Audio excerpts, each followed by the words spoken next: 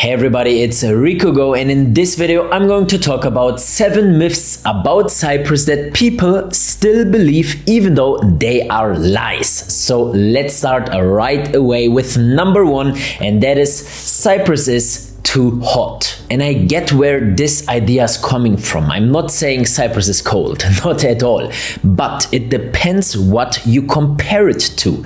When you compare Cyprus's climate with Central Europe, Germany, UK, yes, obviously it is much hotter here. However, I wouldn't consider it too hot. For me personally, it is actually perfect. I can go out throughout the whole year. In January, February, March, it is a little bit more fresh, 15 degrees on average, and in summer the average temperature ranges from 30 to 35 degrees Celsius. But now let's compare it with Dubai, for example, where I've been recently as well for a few weeks, and there during peak summer the average temperature is 45 degrees. This is what I consider hot, because you can literally not leave the house without getting fried alive. In Cyprus, the hottest month is actually August, and there the maximum temperature is 35 degrees Celsius. That is actually alright. Even in Germany, sometimes we have 35 degrees Celsius, and if it is too much for you, you can just leave Cyprus during August, which is what I'm doing. I plan to spend my summer in Poland this year, but even if I would be here, I just turn on the AC and I'm still totally fine. But again, it heavily depends what your body is used to.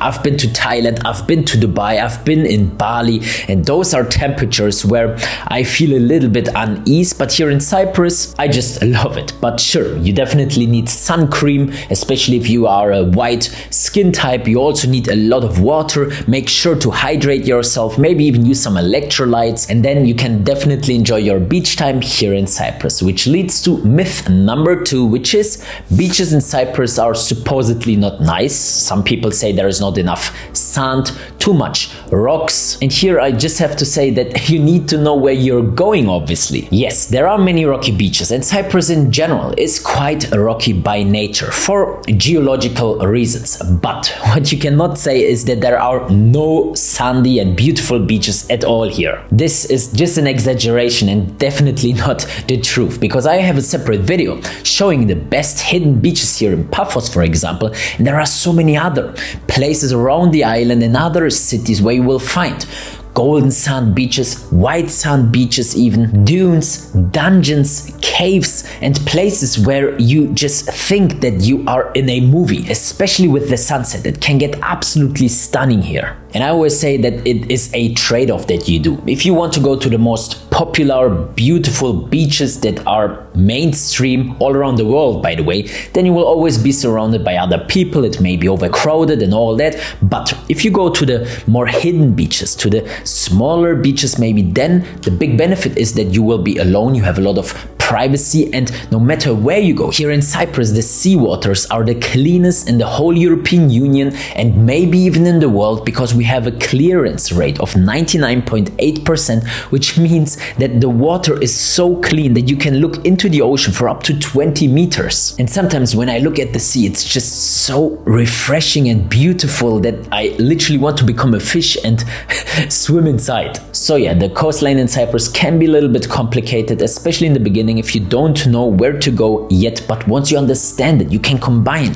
hiking with beach days, with mountain tours, with natural wonders, lakes and waterfalls and all that, and you will definitely enjoy your time here. But in any case, come to Cyprus yourself, take a look at everything, and you will know what I mean. We continue with number 3, which is bad water quality, which mainly comes from the fact that there are a lot of minerals in the tap water here in Cyprus. However, the tap water in Cyprus meets EU standards, so it is technically safe. You won't get sick from it, and it is not dangerous to drink it, but the problem is the taste. It tastes a little bit salty or sometimes even metallic, just because it actually is hard water. And this, for example, is also not the best for your hair, because if you wash your hair with hard water over a long period of time, it may cause hair loss. But in that case, I always say just get yourself a high quality water filter. It may cost a few €100, but then you don't have the problem of tap water being not drinkable. You can just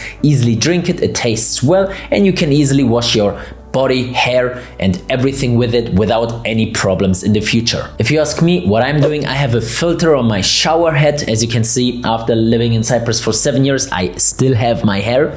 And what I'm doing in relation to drinking water, I actually drink bottled water, not because I'm afraid of the tap water. If I don't have any other solution, I just drink the tap water, but because it is just so convenient here to order water from the delivery app. Once a week, people come here, give me a few 6-packs of water, and then I can just drink it.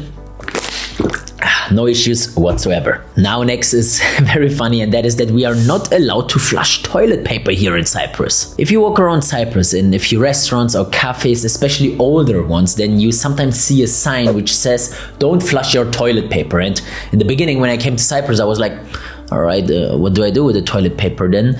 And the answer is that sometimes you maybe just throw it in the bin next to the toilet.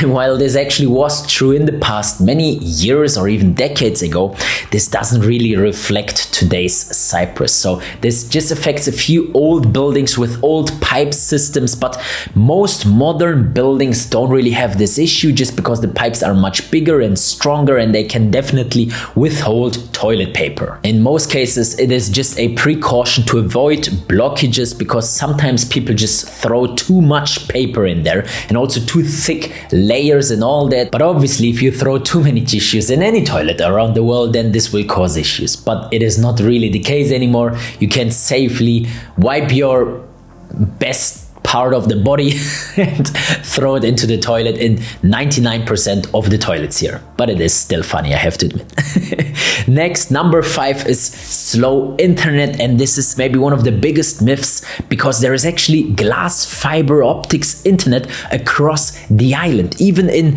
villages and outskirts and multiple places around Cyprus have the option to have a download speed of multiple gigabytes. Even upload is extremely fast. I had never issues with my internet here in Cyprus, at home, in the co-working space. If you want to have even faster internet, you just go to a public office or to a co-working space. As said, you can use their internet. They definitely have the maximum available speed possible. When it comes to public cafes, of course, they don't have the need to have 1 gigabyte of upload and download. They just have the minimum package so that people can use browsing and WhatsApp and whatever it is in a public cafe, which is better than no internet at all, which some cafes in Germany have, for example. In Germany, in general, the internet is much worse. Even the phone internet in Germany or in the UK when I was there is sometimes so bad that I don't have a connection at all. Here in Cyprus, with this phone, I can be at the highest point in Cyprus, in the mountains. I have internet connection 5G.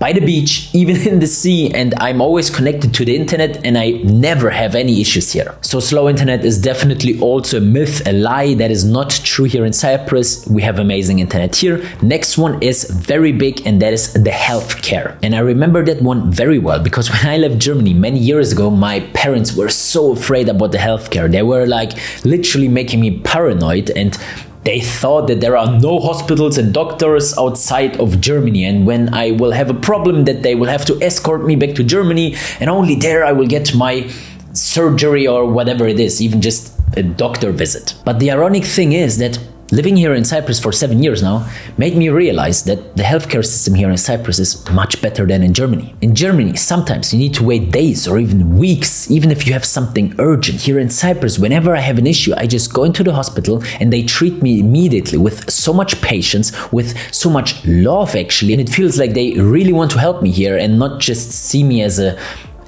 swipe and money. I remember here when I got stitched, I went into the hospital, they looked at it immediately, helped me. Then my girlfriend got a surgery. Then just recently I had some shoulder problems, I had some pain here. I went to my general doctor, he looked at it, made an x-ray, realized that we need some further scans, so I went to an MRI. Then from there they sent me to a special professional osteopath, and this guy actually found the issue in my shoulder, which has to do something with the tendons, and then he sent me to a physiotherapist, and this guy is now working with me on my shoulder problems, and it is actually already so much better. And even though I had this big chain of scans, and professional doctors looking at me and experts talking to me and giving me opinions and all that. For all of that service that I received, I literally paid just 10 euros. And the 10 euros were actually just for the MRI scan, because everything else is covered by YESI, which is the general health system here in Cyprus, also NHS or National Health Service, whatever you want to call it, but it is just a small contribution that you pay to the YESI system based on your dividends that you're receiving. So my main point is that the healthcare in Cyprus is not just extremely good, where you have your own general doctor that are trained in the UK, Greece and other European countries, very experienced, but you also have access to many private hospitals all around the island and also clinics and all that, and it is also affordable and accessible. And the best thing is actually that they are constantly improving the healthcare here in Cyprus due to the large expat community. More and more people moving here to Cyprus with high standards. They improve the general infrastructure of the healthcare system in Cyprus, which services are included is getting more and more every year, and also the buildings and how they look like are so modern nowadays because it is a big business for the people that are in the healthcare industry. So I really can say, based on my own experience and based on the experience of many friends that got surgery and all that, that the healthcare in Cyprus is top tier. Now, next one is heavy because we are talking about Cyprus banks and banking in Cyprus in general, because there are individuals out there and they are sometimes even under my posts and they leave comments like, Cyprus is not safe when it comes to banking. I would never open a bank account there, and there was the haircut in 2013 banking crisis and all that. And while there is some truth to it, it is a myth that banking in Cyprus is not safe. What these individuals are actually referring to is the bail-in. And this was actually a delayed consequence of the 2008 global financial crisis, which literally or virtually affected every country on this planet. At that time, Cyprus banks were heavily invested in Greek bonds, which is something that every central bank around the world is doing. However, those Greek bonds lost value really quickly, which created an imbalance in the banking sector here in Cyprus. And this then led to the fact that the EU required or forced Cyprus to cease deposits over 100,000 euros as a condition for receiving a 10 billion euros bailout. And the interesting part is that this affected mainly the two biggest banks in Cyprus, which hold a lot of foreign money. And there are rumors out there that the EU did this in order to freeze or seize Russian money that was banking here in Cyprus. No one really knows if this is the truth, but this is a very possible solution, just because not every bank account was actually affected. But a very important thing that you need to understand is that this was not Cyprus just grabbing depositors' money for themselves and putting it into their pockets. This was actually forced by EU countries, mainly Germany. And don't get me wrong, I'm not here saying that Cyprus was a victim and it was not their fault at all and it was just the EU and all of that. Shit happened for sure, but the most important thing for us today is the fact that since then Cyprus banks have fully recovered, and today the banking sector in Cyprus is stable, well capitalized, and most importantly, investments are diversified so that it cannot happen again. Operations are strictly regulated. They are not going all in Greek bonds anymore. The reason why they went into Greek bonds so heavily is because Greece is like the bigger brother of Cyprus. That for that. Now, most important things are that Cyprus has recovered not just the banking sector. The economy of Cyprus is the #1 fastest growing economy in the EU. Inflation sits at 0.1%. GDP growth 4.5% year over year, and we even have a budget surplus, which is so rare in the European Union. And so saying that the Cyprus banking sector is risky today and that it can happen again nowadays is simply false. Even the S&P credit score for Cyprus sits at A with a positive outlook, which is actually a big thing and shows you how safe the country is, in combination with the fact that you don't even need to open up a local bank account unlike in other countries. If you live in Cyprus, you can easily and legally just open up an offshore bank account in whatever country you want, even Switzerland if you want to do private banking, and you can live here in Cyprus without a bank account in Cyprus. So blaming the banking sector in Cyprus for not relocating here is literally surely the weakest argument I've ever heard. And so as you saw, we went from small myths like the weather literally to heavy hitters like the banking sector. And there are actually much more things in relation to politics, corruption, education, the citizenship by investment program, which by the way, I never really covered on this channel, even though there are also a lot of myths and lies around that. And so I think there are many more interesting videos on the way. And if you don't want to miss them, definitely make sure to subscribe to the channel. And if you do so, I will see you in the next one.